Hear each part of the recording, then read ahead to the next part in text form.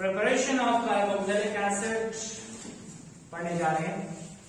इसमें 5 मेथड है carboxylic acid को बनाने के, जिनमें से 4 मेथड हम ऑलरेडी डिस्कस कर चुके हैं।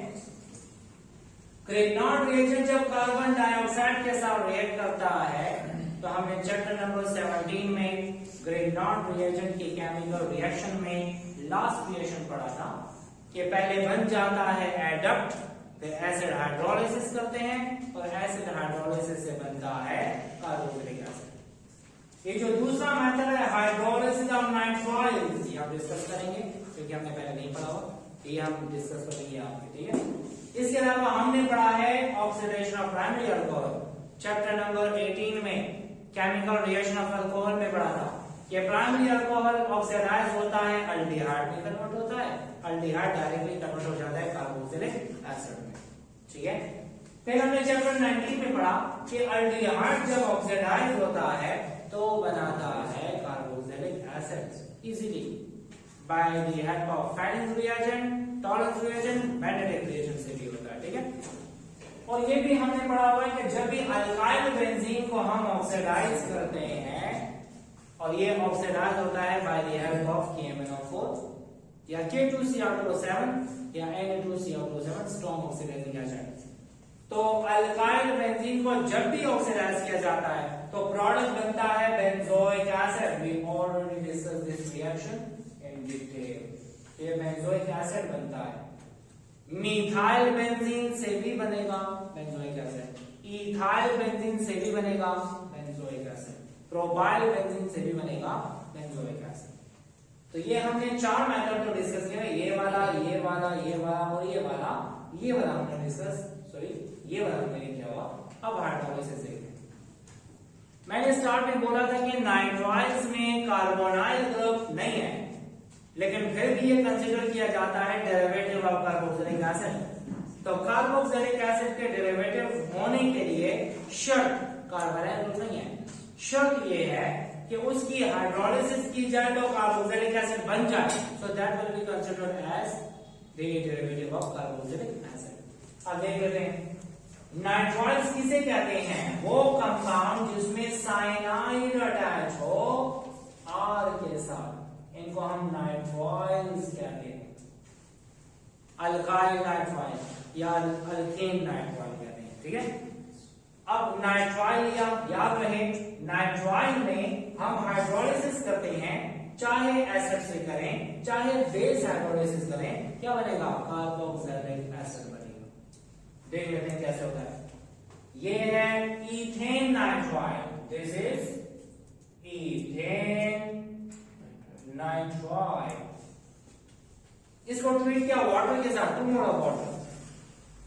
यूजुअली हम एसिड लेते हैं, हम बेस भी ले सकते हैं। एसिड हाइड्रोलिसिस करते हैं तो हमें कार्बोक्सिलिक एसिड बनता है, बेस हाइड्रोलिसिस करते हैं तो अक्सर हमें साल्ट मिल जाता है, साल्ट मतलब सोप बन जाता है। हम बाद में पढ़ेंगे सैपोनिफिकेशन एक रिएक्शन है।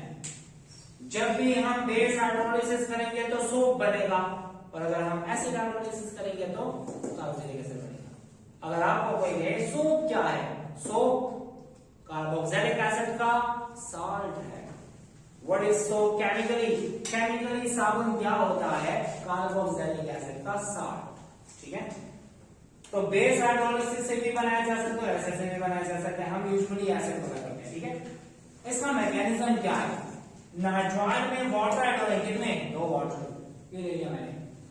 अब होगा ऐसे, इस पे है नेगेटिव, इस पे है पॉजिटिव, इस पे है पॉजिटिव, इस पे है नेगेटिव, ये उसमें ऐड हो जाएगा, ये पॉजिटिव नेगेटिव के साथ और नेगेटिव पॉजिटिव के साथ, तो क्या हो जाएगा CH3C ट्रिपल से डबल रह जाएगा, एक OH अटैच हुआ और NH अटैच हो गया, ठीक है।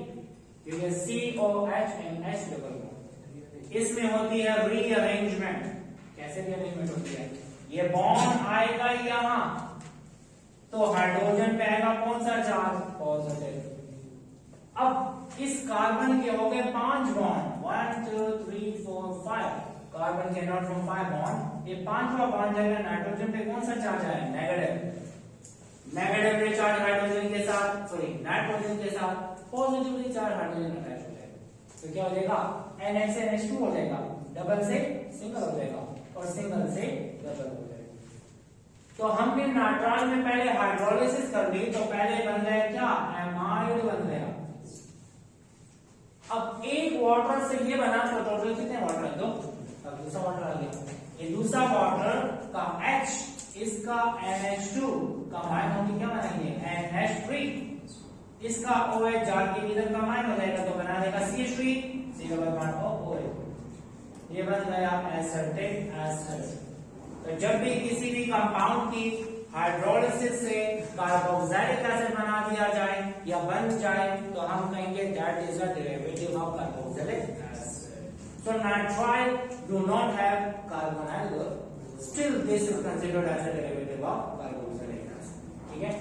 अब आते हैं रिएक्टिविटी की तरफ।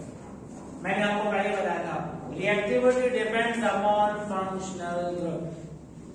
हम फंक्शनल ग्रुप देखते हैं तो हमें दो चीजें नजर आती हैं, एक है कार्बोनाइल ग्रुप, दूसरा है हाइड्रोक्सिल ग्रुप। इसको देखते हैं तो हमें लगता है कि ये बिहेव करेगा अल्डिहाइड कीटोन के जैसे। OH को देखते हैं तो हमें लगता है कि ये बिहेव करेगा अल्कोहल के जैसे, ठीक है, because this is a bifunctional compound. Carbonyl aldehyde ketone की तरह शो करना चाहिए, OH है तो अल्कोहल जैसा, लेकिन ना ही ये अल्डिहाइड कीटोन जैसा होता है ना ही ये अल्कोहल जैसा होता है। वजह क्या है, ड्यू टू रेजोनेंस। अब हमने पहले पढ़ा था कि अल्डिहाइड और कीटोन में ज्यादा रिएक्टिव कौन सा है, अल्डिहाइड। यार मैंने कहा था ये है RC double bond O H, RC double bond O R, इन दोनों में ज्यादा रिएक्टिव कौन सा है, ये वाला। क्यों, क्योंकि यहां पर इलेक्ट्रॉन डोनेटिंग ग्रुप एक है। यहां पर जितना ज्यादा पॉजिटिव होगा, जितना ज्यादा पॉजिटिव होगा, आसानी से अटैक कर सकेगा कौन, न्यूक्लियोफाइल। कौन अटैक करेगा, न्यूक्लियोफाइल। यहां पर अटैक आसानी से नहीं है, क्यों, दो इलेक्ट्रॉन डोनेटिंग ग्रुप अटैच है। जब इसको देखते हैं तो हमें लगता है ये उनकी तरह बिहेव करेगा कि न्यूक्लियोफाइल आएगा, इसमें ऐड हो जाएगा। What is the characteristic reaction of aldehyde ketone, nucleophilic addition reaction. हम सोचते हैं ये भी करेगा न्यूक्लियोफिलिक एडिशन, लेकिन मसला है इसमें होती है क्या, रेजोनेंस। रेजोनेंस की वजह से कंपाउंड हो जाता है स्टेबल, एडिशन नहीं। तो हम यहां पे लिख देते हैं कि carbonyl carbon is less positive. Why this is less positive? Due to resonance. ये इलेक्ट्रॉन इसको दे देता है तो कार्बन का पॉजिटिव चार्ज कम। जब कार्बन का पॉजिटिव चार्ज कम हो तो न्यूक्लियोफाइल आसानी से अटैक नहीं कर सकेगा। सही शुद्ध न्यूक्लियोफाइल को बराशी पदे अटैक को रोकवाडी बदलता पॉजिटिव चार्ज कम दे वे खबरा तो रेजोनेंस हम दे कि रेजोनेंस मीन स्टेबिलिटी ज्यादा होती है। बेंजीन के एडिशन रिएक्शन होने लगी वो नीचे आ गई कि रेजोनेंस भी और स्टेबल भी नदलता न्यूक्लियोफाइल को अटैक होगी वो एडिशन इशू बोले देके बाद सब्स्टिट्यूशन पूछी क्या हो जाएगा, सब्स्टिट्यूशन। न्यूक्लियोफाइल आएगा अटैक करेगा, ऐड होना चाहता है लेकिन नहीं ऐड हो सकता तो कर देता है क्या, substitution. So the characteristic reaction of carboxylic acid are nucleophilic substitution reaction. अगर आपको कोई कहे कार्बोक्सिलिक एसिड में एक फंक्शनल अल्डिहाइड कीटोन जैसा है, दूसरा फंक्शनल ग्रुप अल्कोहल जैसा है, किसकी तरह बिहेव करेगा, दोनों की तरह बिहेव नहीं करेगा। वजह रेजोनेंस, ठीक है। अच्छा, अब आते हैं न्यूक्लियोफिलिक सब्स्टिट्यूशन की तरफ। हम इसमें जब सब्स्टिट्यूशन कर देते हैं तो इससे हम डेरिवेटिव बना लेते हैं। अब पहला डेरिवेटिव कौन से वाला लिया, एसिड हैलाइड। जब OH जाएगा और X आएगा, ठीक है ना, OH जाके क्या आया हुआ है, X आया हुआ है। ऐसे रिएक्शन को क्या कहते हैं, ये न्यूक्लियोफिलिक सब्स्टिट्यूशन है, ठीक है। ऐसे कंपाउंड का नाम क्या है, एसिड हैलाइड। एसिड हैलाइड का मतलब ये एसिडिक है, एसिडिक है। तैमूर ये एसिडिक है? नहीं, ये एसिड का डेरिवेटिव है, इसी वजह से इसको हम एसिड हैलाइड कहते हैं। By nature this is not an acid, by nature ये एसिड नहीं है। Due to its source this is called as acid halide. ठीक है, ये सोर्स की वजह से इसको हमने बनाया किससे? कार्बोक्सिलिक एसिड से। इसे क्या कहा? एसिड हैलाइड का। अब इसमें जो R है ये अल्काइल हो सकता है, ये एराइल हो सकता है, ये हाइड्रोजन भी हो सकता है, कुछ भी हो सकता है। ये क्या है? X, ये फ्लोरीन, क्लोरीन, ब्रोमीन, आयोडीन हो सकता है। याद रहे हमारे पास कार्बोक्सिलिक एसिड के मुख्तलिफ डेरिवेटिव्स हैं। अक्सर पूछा जाता है कौन से वाला हाईली रिएक्टिव डेरिवेटिव है, तो acid halide is a highly reactive derivative of carboxylic acid. और लीस्ट रिएक्टिव डेरिवेटिव कौन सा है? Amide. Amide is a least reactive derivative और acid halide is a highly reactive derivative of carboxylic acid. ये वाली बात तो मैं पहले भी बता चुका हूं, चैप्टर नंबर 17 में एमाइड्स में बता चुका हूं। ठीक है, हम जब भी एमाइड से एमाइन बनाते हैं तो हम इसकी रिडक्शन करते हैं। फिर मैंने कहा था this can only be reduced by lithium and aluminum hydride because this is stable derivative of carboxylic acid. ठीक है, ये बातें वहां पे की है। सो हाईली रिएक्टिव डेरिवेटिव कौन सा है? Acid halide. लीस्ट रिएक्टिव कौन सा है? एमाइड। इसको नाम कैसे देते हैं? याद रहे कॉमन नेम और आइटक नेम कैसे देते हैं? एमाइड की फंक्शन देते हैं। अच्छा, अभी तो मैंने एमाइड पढ़ दिया।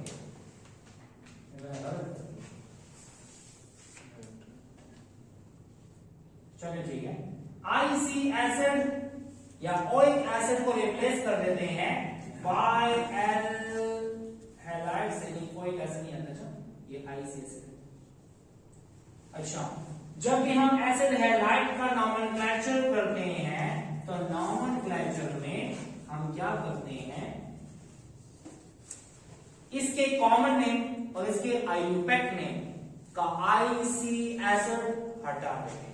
और जब आईसी एसिड हटाएंगे तो वाई एल हैलाइड लगा देंगे, ये हो जाएगा वाई एल हैलाइड। कैसे?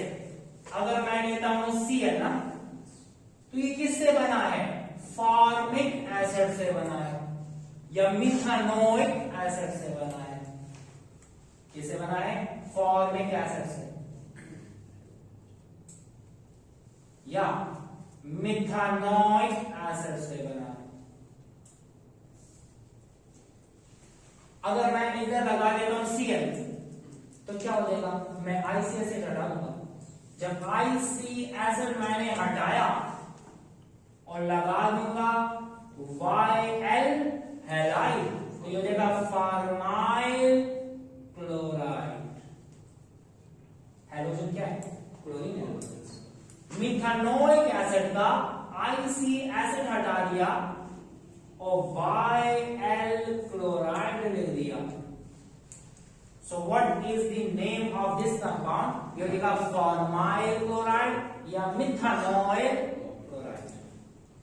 ठीक है, तो याद रहे कि जब भी हम एसिड हैलाइड का नॉमेनक्लेचर लिखते हैं तो हम आईसी एसिड को हटाएंगे और आईसी एसिड को हटा के YL हैलाइड लगा देंगे।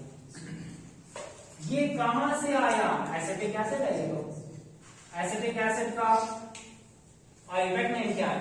Ethanoic acid. ये ले लिया एसिटिक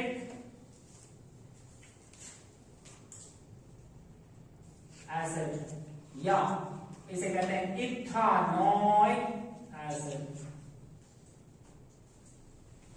इथानोइक एसिड, इसको मैं क्या करता हूं? इधर से हटाया मैंने OH और लगा दिया मैंने क्लोरीन, तो मैं क्या करूंगा? आईसी एसिड को हटाऊंगा। ये आईसी एसिड को हटा दिया तो क्या नाम देंगे? ये एसिटाइल क्लोराइड हो जाएगा या इथानोइल क्लोराइड हो जाएगा। ये तो पढ़ चुके हैं। Acetyl chloride is used as an acylating agent in Friedel Craft. Acylation. Friedel Craft acylation हम ऑलरेडी पढ़ चुके हैं कि जब एसिड हैलाइड को या एसिटाइल क्लोराइड को या इथानॉल क्लोराइड को ट्रीट करते हैं बेंजीन के साथ, हमें क्या मिलता है? एसीटोफिनोन मिलता है। याद तो नहीं होगा, ठीक है, क्योंकि मुझे पता है we cannot prepare aldehyde, we can only prepare ketone from it. ये वाला रिएक्शन हमने पढ़ा चैप्टर नंबर 19 में भी, कीटोन की प्रिपरेशन। ये रिएक्शन पढ़ा चैप्टर नंबर 16 में भी, फ्रीडल ग्राफ एसाइलेशन। तो ये है इसका नोमेनक्लेचर का रूल। ये है अगर यहाँ पे ब्रोमाइड लगा दिया तो क्या नाम होगा? 1 2 3, तो ये प्रोपियोनिक एसिड से निकला है, तो प्रोपियोनाइल ब्रोमाइड। कॉमन नेम क्या है? प्रोपियोनाइल ब्रोमाइड। और अल्बेक नेम क्या है? प्रोपानोइक एसिड, तो प्रोपानोइल प्रोपानोइल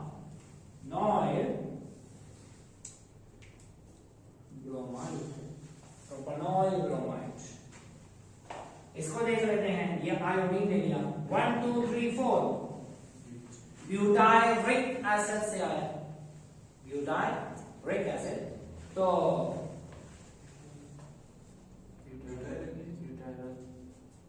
ये वाला तो चलिए इसे जाने दें, हम आई पे ले लेते हैं। फिर इसे बोल देते हैं ब्यूटानॉइल आयोडाइड, ठीक है। तो ये है system to name the acid halide, ठीक है। हम आईसी एसिड को हटाएंगे और YL हैलाइड लगाएंगे। एसिड हैलाइड को प्रिपेयर करने के दो मेथड्स हैं और दोनों मेथड कार्बोक्सिलिक एसिड से हैं। When carboxylic acid is treated with thionyl chloride and when carboxylic acid is treated with phosphorus pentahalide, तो आप देख लेते हैं, ये तो रिएक्शन तकरीबन अल्कोहल जैसा ही रिएक्शन जो हमने पढ़ा था। Alcohol can react with thionyl chloride, alcohol can react with phosphorus trihalide, उसी तरह रिएक्शन तकरीबन। ये जो एक क्लोरीन है जाएगा इस कार्बोनाइल के साथ, तो बन जाएगा ये। इसका नाम क्या है?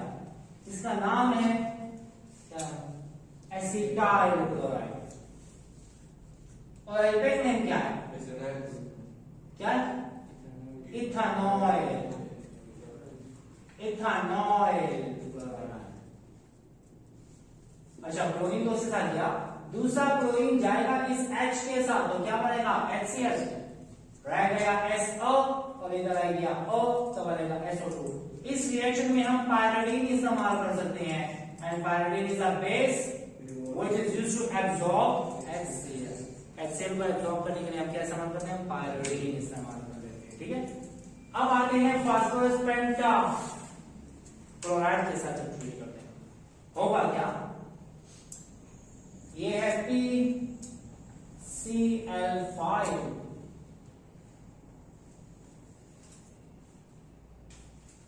फास्फोरस पेंटाक्लोराइड ऐसे होता है। इसकी शेप का नाम क्या है? Trigonal bipyramidal.